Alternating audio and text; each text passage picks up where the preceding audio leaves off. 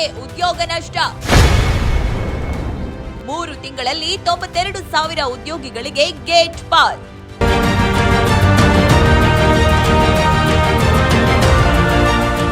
ಮಾಹಿತಿ ತಂತ್ರಜ್ಞಾನದ ದಿಗ್ಗಜ ಕಂಪನಿಗಳು ವೆಚ್ಚ ತಗ್ಗಿಸಲು ಸಿಬ್ಬಂದಿ ಸಂಖ್ಯೆಯನ್ನ ಕಡಿಮೆಗೊಳಿಸ್ತಾ ಇದ್ರೆ, ಮತ್ತೊಂದೆಡೆ ಕೃತಕ ಬುದ್ಧಿಮತ್ತೆ ಎಐ ತಂತ್ರಜ್ಞಾನದ ಅಳವಡಿಕೆಗೆ ಹೆಚ್ಚು ಹಣ ಖರ್ಚು ಮಾಡ್ತಾ ಇವೆ.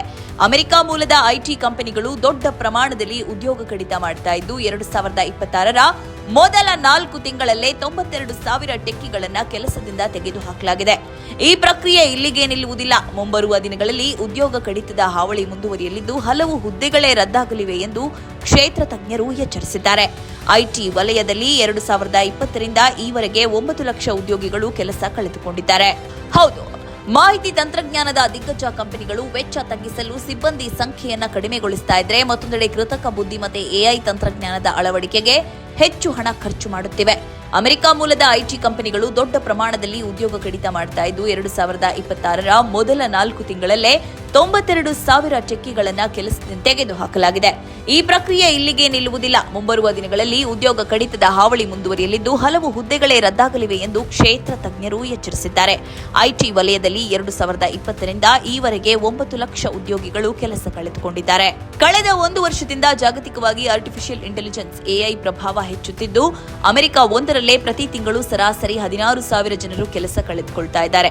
2026ರ ಏಪ್ರಿಲ್ ತಿಂಗಳ ಒಟ್ಟು ಉದ್ಯೋಗ ಕಡಿತದಲ್ಲಿ 26% ಪಾಲು ಎಐ ತಂತ್ರಜ್ಞಾನದೇ ಆಗಿದೆ ಎಂಬ ಆಘಾತಕಾರಿ ಸಂಗತಿ ಮಾಹಿತಿ ತಂತ್ರಜ್ಞಾನ ವಲಯವನ್ನ ಬೆಚ್ಚಿ ಬೀಳಿಸಿದೆ. ಟೆಕ್ ದೈತ್ಯ ಮೆಟಾ ಹಾಗೂ ಮೈಕ್ರೋಸಾಫ್ಟ್ ಈ 2 ಕಂಪನಿಗಳೇ 20,000 ಸಿಬ್ಬಂದಿಯನ್ನ ತೆಗೆದುಹಾಕಿವೆ. Amazon, Google, Oracle, salesforce, Nike, Snap ಸೇರಿದಂತೆ ಹಲವು ಕಂಪನಿಗಳು ಉದ್ಯೋಗ ಕಡಿತ ಮಾಡಿವೆ. ಮೆಟಾ ಕಂಪನಿಯಂತೂ ಮುಂಬರುವ ದಿನಗಳಲ್ಲಿ ಮತ್ತೆ 8,000 ಸಿಬ್ಬಂದಿಯನ್ನ ಕೈಬಿಡುವ ಯೋಜನೆ ಹಾಕಿಕೊಂಡಿದೆಯಲ್ಲದೆ 6,000 ಹುದ್ದೆಗಳಿಗೆ ಹೊಸದಾಗಿ ನೇಮಕಾತಿ ಮಾಡದಿರಲು ನಿರ್ಧರಿಸಿದೆ.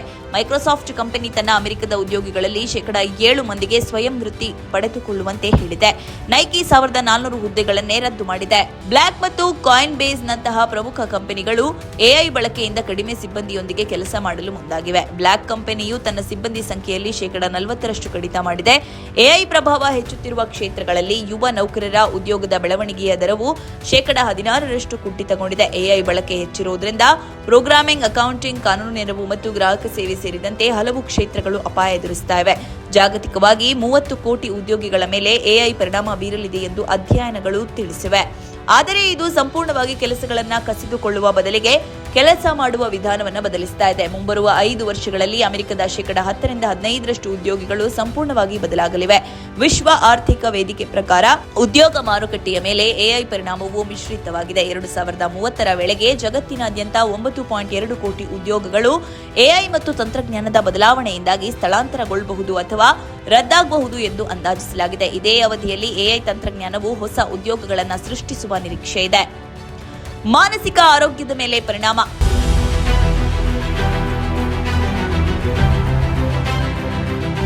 ಕೆಲಸ ಕಳೆದುಕೊಳ್ಳುವ ಭೀತಿಯು ಉದ್ಯೋಗಿಗಳಲ್ಲಿ ತೀವ್ರ ಆತಂಕ, ಖಿನ್ನತೆ ಮತ್ತು ಟೆಕ್ನೋ ಸ್ಟ್ರೆಸ್ ಹೆಚ್ಚಾಗಲು ಕಾರಣವಾಗುತ್ತಿದೆ. ಇದು ಉದ್ಯೋಗಿಗಳ ಮಾನಸಿಕ ಆರೋಗ್ಯದ ಮೇಲೆ ದುಷ್ಪರಿಣಾಮ ಬೀರುತ್ತಿದೆ. ಕೆಲ ಕಂಪನಿಗಳು ಉದ್ಯೋಗ ಕಡಿತದ ಮುಂಚೆ ಸಿಬ್ಬಂದಿಯೊಂದಿಗೆ ಆಪ್ತ ಸಮಾಲೋಚನೆ ನಡೆಸುತ್ತಾ ಇವೆ. ಎಐ ಅಳವಡಿಕೆಯಿಂದಾಗಿ ನಿರುದ್ಯೋಗ ದರದಲ್ಲಿ ತಾತ್ಕಾಲಿಕವಾಗಿ ಹೆಚ್ಚಳವಾಗುವ ಸಾಧ್ಯತೆ ಇದೆ.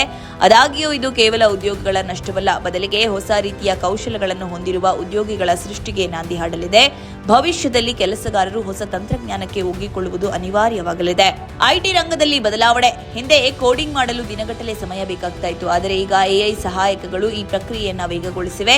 ಪ್ರಸ್ತುತ ಸಕ್ರಿಯ ಡೆವಲಪರ್ಗಳು ಬರೆಯುವ ಒಟ್ಟು ಕೋಡ್ನಲ್ಲಿ 46% ಎಐ ಸಹಾಯದಿಂದ ಸಿದ್ಧವಾಗ್ತಾ ಇದೆ. ಪುನರಾವರ್ತಿತ ಮತ್ತು ಸಾಂಪ್ರದಾಯಿಕ ಕೋಡಿಂಗ್ ಕೆಲಸಗಳನ್ನು ಎಐ ಕ್ಷಣ ಮಾತ್ರದಲ್ಲಿ ಮಾಡೋದ್ರಿಂದ ಡೆವಲಪರ್ಗಳು ಸಂಕೀರ್ಣವಾದ ಸಿಸ್ಟಮ್ ಡಿಸೈನ್ ಮತ್ತು ಆರ್ಕಿಟೆಕ್ಚರ್ ಕಡೆ ಗಮನ ಹರಿಸಲು ಸಾಧ್ಯವಾಗುತ್ತಿದೆ. ಅಲ್ಲದೆ ಉಪಕರಣಗಳು ಸಾಫ್ಟ್ವೇರ್ನಲ್ಲಿರುವ ತಪ್ಪುಗಳನ್ನು ಮನುಷ್ಯರಿಗಿಂತ ವೇಗವಾಗಿ ಪತ್ತೆ ಹಚ್ಚಿ ಸರಿಪಡಿಸುತ್ತಾ ಇವೆ. ಸರ್ವರ್ಗಳು ಅಥವಾ ನೆಟ್ವರ್ಕ್ಗಳಲ್ಲಿ ಸಮಸ್ಯೆಗಳು ಉಂಟಾಗುವ ಮೊದಲೇ ಎಐ ಅದನ್ನು ಮುನ್ಸೂಚಿಸಿ ಸರಿಪಡಿಸುತ್ತದೆ. ಎಐ ಬಳಸುವ ಐಟಿ ತಂಡಗಳು ತಮ್ಮ ಕಾರ್ಯಾಚರಣೆಯ ವೆಚ್ಚದಲ್ಲಿ 15ರಿಂದ 20% ಉಳಿತಾಯ ಮಾಡ್ತಾ ಇದೆ.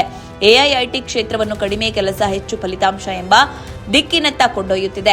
ಐಟಿ ವೃತ್ತಿಪರರು ಕೇವಲ ಕೋಡ್ ಬರೆಯುವವರಾಗಿ ಉಳಿಯದೆ ಎಐ ಅನ್ನು ಸರಿಯಾಗಿ ನಿರ್ವಹಿಸುವ ತಾಂತ್ರಿಕ ವ್ಯವಸ್ಥಾಪಕರಾಗಿ ಬದಲಾಗುತ್ತಿದ್ದಾರೆ. ಹೆಚ್ಚಿದ ಹೂಡಿಕೆ. ಅಲ್ಫಾಬೆಟ್, ಮೆಟಾ, ಮೈಕ್ರೋಸಾಫ್ಟ್ ಮತ್ತು ಅಮೆಜಾನ್ ಕಂಪನಿಗಳು ಈ ವರ್ಷ ಎಐ ತಂತ್ರಜ್ಞಾನಕ್ಕಾಗಿ 66 ಲಕ್ಷ ಕೋಟಿ ರೂಪಾಯಿಗಳನ್ನು ಹೂಡಿಕೆ ಮಾಡುತ್ತಿವೆ. ಇತರ ಕಂಪನಿಗಳು ಕೂಡ ಇದೇ ಹಾದಿ ಹಿಡಿದಿದೆ. ಸಿಬ್ಬಂದಿ ಸಂಖ್ಯೆಯನ್ನು ಕಡಿತಗೊಳಿಸಿ ಅದರಿಂದ ಉಳಿತಾಯವಾಗುವ ಹಣವನ್ನು ಎಐ ತಂತ್ರಜ್ಞಾನದ ಅಳವಡಿಕೆಗೆ ಹೂಡಿಕೆ ಮಾಡುತ್ತಿದೆ. ಭಾರತದ ಐಟಿ ಕ್ಷೇತ್ರದಲ್ಲಿ ಹೂಡಿಕೆಯ ಮಾದರಿ ಬದಲಾಗಿದೆ. 2026ರಲ್ಲಿ ಭಾರತೀಯ ಕಂಪನಿಗಳ ತಾಂತ್ರಿಕ ಬಜೆಟ್ನಲ್ಲಿ 40-45% ಹಣವನ್ನು ಕೇವಲ ಎಐ ಮತ್ತು ಡೇಟಾ ಸಂಬಂಧಿತ ಬದಲಾವಣೆಗಳಿಗಾಗಿ ಮೀಸಲಿಡಲಾಗ್ತಾ ಇದೆ. ಭಾರತದ ಐಟಿ ವೆಚ್ಚವು 2026ರಲ್ಲಿ 10.6% ಏರಿಕೆ ಕಂಡು $176 ಬಿಲಿಯನ್ ತಲುಪುವ ನಿರೀಕ್ಷೆ ಇದೆ. ಎಐನಿಂದಾಗಿ ಕೆಲವು ಹಳೆಯ ಉದ್ಯೋಗಗಳು ಮರೆಯಾಗುತ್ತಿದ್ದರೂ ಹೊಸ ಉನ್ನತ ಮಟ್ಟದ ಉದ್ಯೋಗಿಗಳು ಸೃಷ್ಟಿಯಾಗ್ತಾ ಇವೆ. AI software architect, machine learning engineering ಮತ್ತು ಎಐ ಸೈಬರ್ ಸೆಕ್ಯುರಿಟಿ ಸ್ಪೆಷಲಿಸ್ಟ್ಗಳ ಬೇಡಿಕೆ ಹೆಚ್ಚಾಗಿದೆ. ಸಾಂಪ್ರದಾಯಿಕ ಐಟಿ ಉದ್ಯೋಗಿಗಳಿಂದ ಎಐ ಕೌಶಲ ಹೊಂದಿರುವವರಿಗೆ ಮಾರುಕಟ್ಟೆಯಲ್ಲಿ 30-50% ವೇತನ ನೀಡಲಾಗುತ್ತಿದೆ. ಸೈಬರ್ ಸುರಕ್ಷತೆ. ಎಐ ಈಗ ಸೈಬರ್ ದಾಳಿಗಳನ್ನು ತಡೆಯುವ ಪ್ರಬಲ ಅಸ್ತ್ರವಾಗಿದೆ. ಹ್ಯಾಕರ್ಗಳು ಎಐ ಬಳಸಿ ದಾಳಿ ಮಾಡುತ್ತಿರುವುದರಿಂದ ಐಟಿ ಕಂಪನಿಗಳು ಅದಕ್ಕೆ ಪ್ರತಿಯಾಗಿ ಹೆಚ್ಚು ಶಕ್ತಿಶಾಲಿ ಎಐ ಭದ್ರತಾ ವ್ಯವಸ್ಥೆಗಳನ್ನು ಅಳವಡಿಸಿಕೊಳ್ತಾ ಇವೆ. ಕೌಶಲ ಅನಿವಾರ್ಯ. 90% ಸಂಸ್ಥೆಗಳು ತಮಗೆ ಬೇಕಾದ ಕೌಶಲ ಕೊರತೆಯನ್ನು ಎದುರಿಸ್ತಾ ಇವೆ. ಉದ್ಯೋಗಿಗಳು ಕೌಶಲ ಹೆಚ್ಚಿಸಿಕೊಳ್ಳುವುದು ಅನಿವಾರ್ಯವಾಗಿದೆ.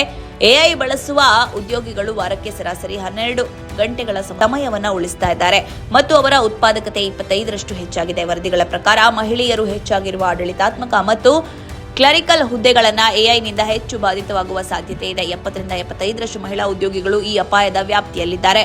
ಆದ್ದರಿಂದ ಮುಂಬರುವ ದಿನಗಳಲ್ಲಿ ತಾಂತ್ರಿಕ ಜ್ಞಾನದ ಜೊತೆಗೆ ಸೃಜನಶೀಲತೆ ಮತ್ತು ವಿಮರ್ಶಾತ್ಮಕ ಆಲೋಚನೆ ಹೊಂದಿರುವವರಿಗೆ ಬೇಡಿಕೆ ಹೆಚ್ಚಲಿದೆ. ಉದ್ಯೋಗ ಕಡಿತದ ಪ್ರಮಾಣ.